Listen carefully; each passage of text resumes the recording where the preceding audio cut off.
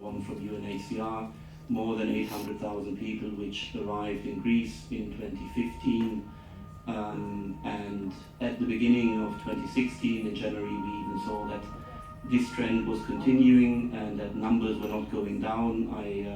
Just as an example, I included a short graphic from a situation report again that UNHCR delivered on the 21st of January, and there we saw that the daily arrivals in Greece were roughly 3,748 exactly, and we had an average in January that was well above 2,000 arrivals a day.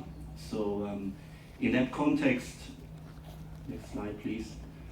In that context, we had a meeting of the European Council in February 2016, and the Council came to the conclusion that the current instruments that we have on EU level are not appropriate to respond to the crisis.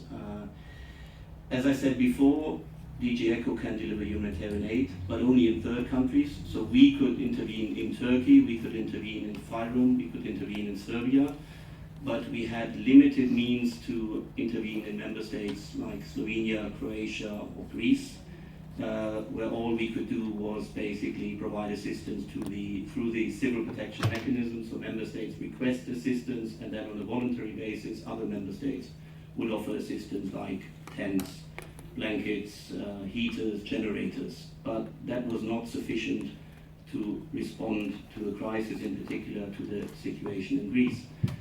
So the European Council in February tasked the Commission with the following.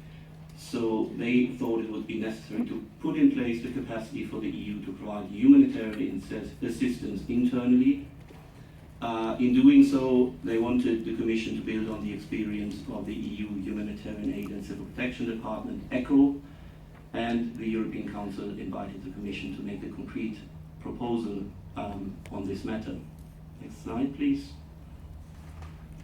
And again, we had to come up with a new proposal because these are now two articles from the treaty which are the basis for all the work that DG ECHO is doing. The first one, Article 214, is the one on humanitarian aid, to provide assistance and relief and protection for people in third countries. So on that basis, we were not able to intervene in a member state, like, for example, Greece. And the other article, which is the basis for